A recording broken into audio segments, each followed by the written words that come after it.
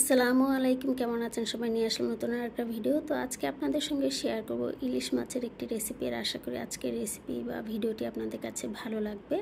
একদম সিম্পলভাবে রান্না করেছিলাম ইলিশ মাছটা, আর সেটার ভিডিও আপনাদের সঙ্গে শেয়ার করছি।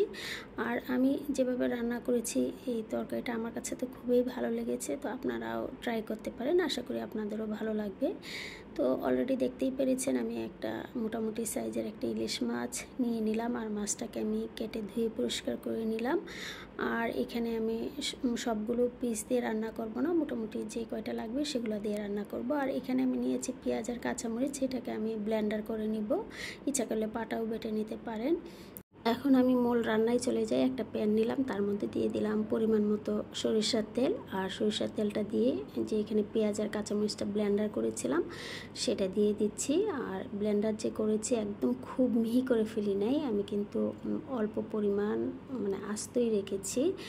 আর এটা এভাবেই ভালো লাগে। দিয়ে দিলাম পরিমাণ মতো লবণ, আর এটার মধ্যে অল্প পরিমাণ কালারের জন্য শুধু আমি হলুদটা ব্যবহার করেছি।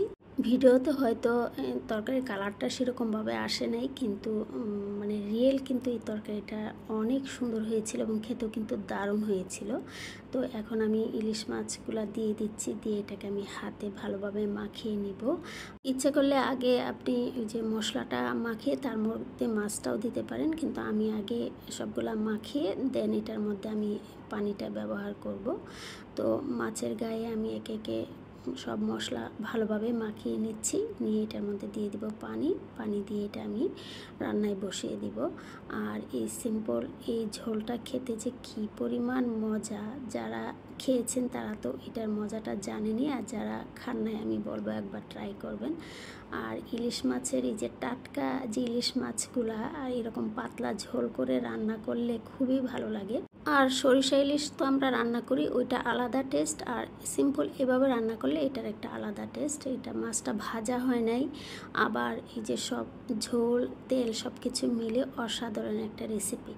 তো আজকের রেসিপিটি বা ভিডিওটি আপনাদের কাছে কেমন লেগেছে কমেন্ট করে অবশ্যই জানাবেন। আর যদি বেশি ভালো লেগে থাকে লাইক কমেন্ট শেয়ার দিয়ে পাশে থাকবেন। তো আমি মোটামুটি বেশ সময় নিয়ে কিন্তু এটা রান্না করে নিয়েছি। আর এই যে দেখুন কি সুন্দর হয়েছে, তাই না? পাতলা ঝোলে হাতে মাখিয়ে জাতীয় মাছ যে কি পরিমাণ মজা এবং লোভনীয় হয়, এই রেসিপিটা না করলে কিন্তু বুঝতেই পারবেন না। তো এতক্ষণ পর্যন্ত যারা সাথে ছিলেন তাদেরকে অসংখ্য ধন্যবাদ আমাকে সময় দেওয়ার জন্য।